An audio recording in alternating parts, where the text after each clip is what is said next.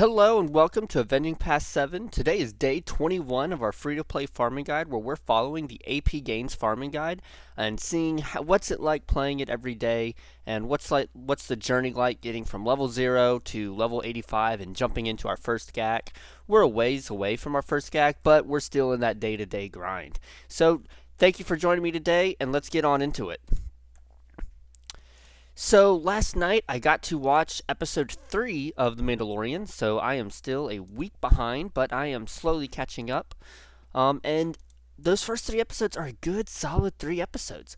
I very much enjoyed the show. It looks amazing. The acting is good. The visuals are great. Cinematography. I mean, it feels like they're on a real set with a lot of extras, and I feel like that is something that all the other Disney Plus shows really missed out on by using the volume is the sets feel so, or the sets look so good, feel so real. Um, and so yeah, the Mandalorian, Book of Boba Fett, Obi-Wan, they missed out by using the volume. Now they look great with the volume, but they missed out on that big feeling where the show feels big.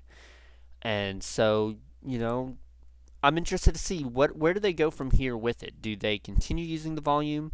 Do they use the volume in specific scenarios for specific shows?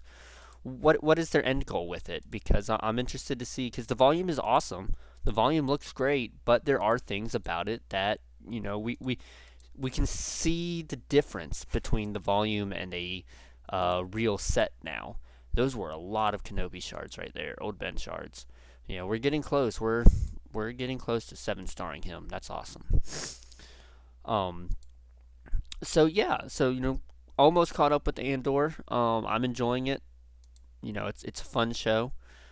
Tonight I'll be most likely watching Hocus Pocus 2. My wife loves the original, and so since that's coming out today, we will probably be watching that.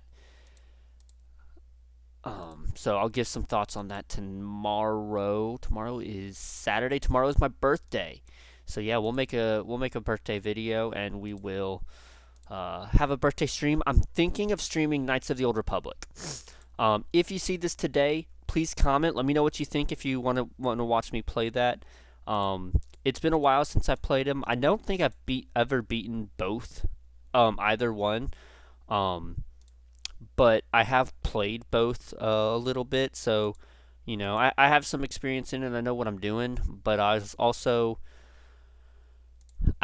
haven't beaten either one, so maybe that'll be what I'll start that stream tomorrow and maybe stream that every couple days for a while till I beat it. Let me know what you think for that. Um, the classic Star Wars games, the original Lucasfilm Star Wars games they're very good, very fun games, and it'll be fun to play them. Let's see, I'm actually gonna save that. What is that called? Expose. I'm gonna save that expose for Rey because she deals a lot of damage when they're exposed. Um, yeah, I mean, if you haven't done any of these in a long time, they're fun. They're very easy. BB-8 does a lot more damage than you would think as well. Talking about BB-8, the BB units in Battlefront 2 are annoying. They are so annoying. I was playing Battlefront 2 with a friend of mine the other night, and we were doing pretty well. We were holding out. We were playing heroes versus villains. And then out of nowhere, the Imperial BBE unit just kind of rolls up in there, starts spinning his wires around and stuff, and just takes like 4 of us out at once. It was so annoying. So then I became BB-8 and didn't do very well because don't have them built up, don't have much experience with them. But I tried to counter the same thing. Battlefront 2 can be fun. It can also be very frustrating because I'm coming into the game very late, way after the game is technically dead, and so the people still playing it are the ones who played it probably for most of its life. Have their characters built up, have their cards used up, and and so they're good at it.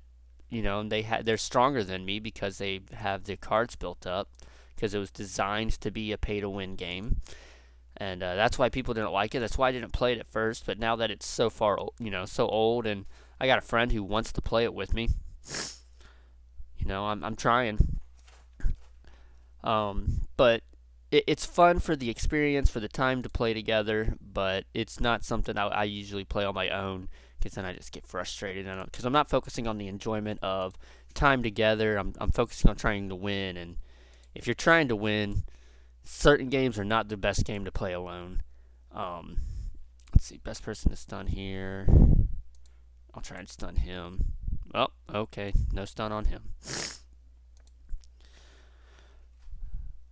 So let's see. I made it up to let me see. Nope, that was my other account. I just leveled up. Um, after a point, some of your accounts just become confusing and too much. Not too much to handle, but you start mixing them up a lot. Because on my second alt account, I've been starting to do a lot of the things I'm doing in this game, because the APGains farming guide is a good farming guide, so I started mixing them up a bit, and which is okay on my other account, because I'm still pre-level 85, and so building up those core teams is going to be important for when I hit level 85.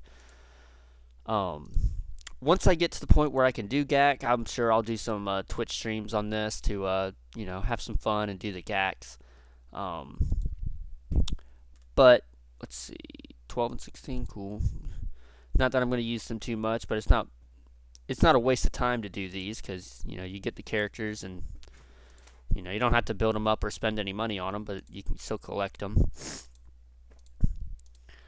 Oh man, we are 11 levels away, almost 10 from ships, and I am ready for ships. That will make the Sims so much easier when we get the ships around and get 150 Sim tickets a day. That will make it so nice, um, because it can be annoying not being able to um, sim the games. Oh, let's see, what else has been going on in nerd culture? Not much else, really. We're kind of at a lull right now. No new movies are coming out. We got Andor coming out each week. She-Hulk is coming out each week, but I am like 2 weeks behind on it now. With Andor coming out and the Dahmer show coming out.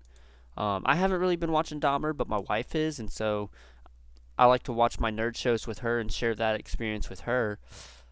So with there being a lot of different stuff that we're wanting to watch, we're not watching other things. So eventually I'll catch up to She-Hulk. Probably once Daredevil's in the show, I'll do a quick watch of the other two episodes and then come over to Daredevil, because that's really what I want to see. I want to see some Daredevil again. I want to see him in the MCU.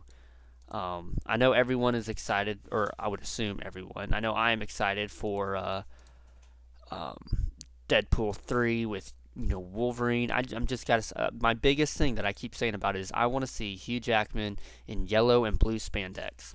That's what I want to see. Um, it would be. I want to see Deadpool make jokes about it.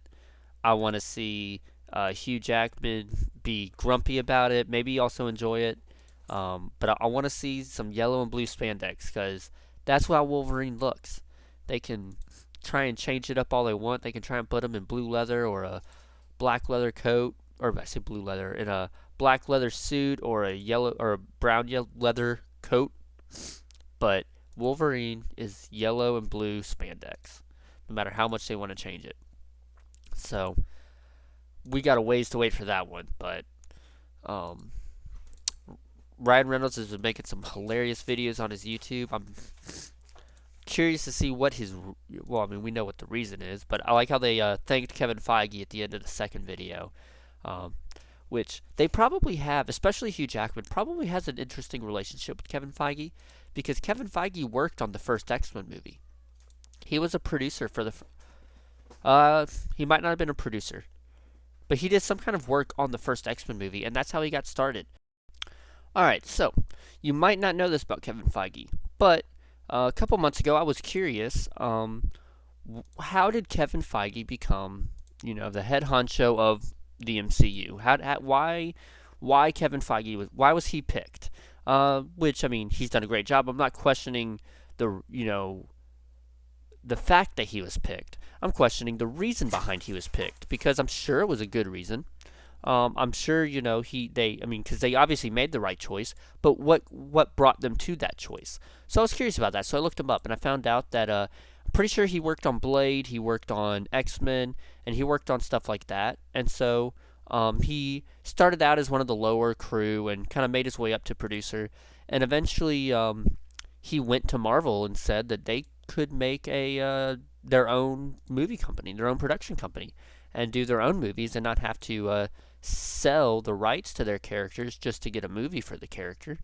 And so they went with it and they made Iron Man, and Iron Man worked well. And so they went from there and had him continue to produce and bring out other movies.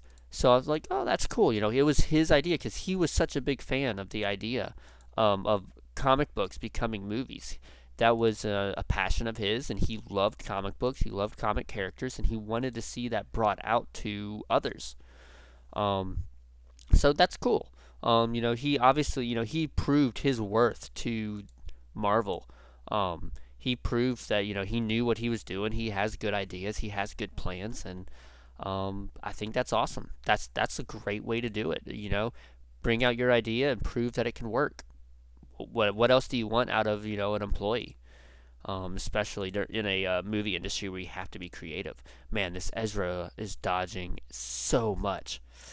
Um, so yeah, if you ever want to know more about Kevin Feige, go to his Wikipedia page. It tells us a bit about his history and how he met different Marvel producers and creators, and where he got his start. Because that's how I found out. I went to Wikipedia. Um, let's see. Oh, let's get rid of that Jawa. Let's see. Almost gone. Almost gone. Gone. Okay. Area of effect. Yeah, so we're still on a slow grind in this game. We'll be making it through. Um, for those of you still watching, still following along, thank you so much. I've been I think I say it every video. I have a fun time with this. I enjoy doing this. Um, I want to keep going, and I hope you enjoy it too. If you have been enjoying it, please subscribe if you have not already. Please, like the video that you're watching, or any of my other videos. As you go through them, please like them if you enjoy it. Um, I'm interested to see, which of my videos are performing the best. Why are they performing better than others? Because YouTube algorithm is strange. Sometimes it's just a weird coincidence. Sometimes it might be because I had a really cool topic, or something about it was just really good. So let me know, comments below, what part of the videos do you enjoy? What part do you want to see more of? Different things like that. Thank you for joining. I will cut it off here. Y'all have a great day. Y'all have a great weekend. Just remember, I have a link to my Twitch on YouTube. It should be on the top right banner of my homepage of my page on YouTube. Go ahead, follow me on Twitch. I will be streaming tomorrow evening. It will probably be later on. There's a couple surprises that my family has in store for me tomorrow. Don't know what they totally are. But I'm thinking Knights of the Old Republic. If you want to see that, let me know. If there's a different old Star Wars game, I have a good bit of them. Let me know if there's a different one you want to watch me play through. Y'all have a great day. Have a great weekend. I will see you tomorrow.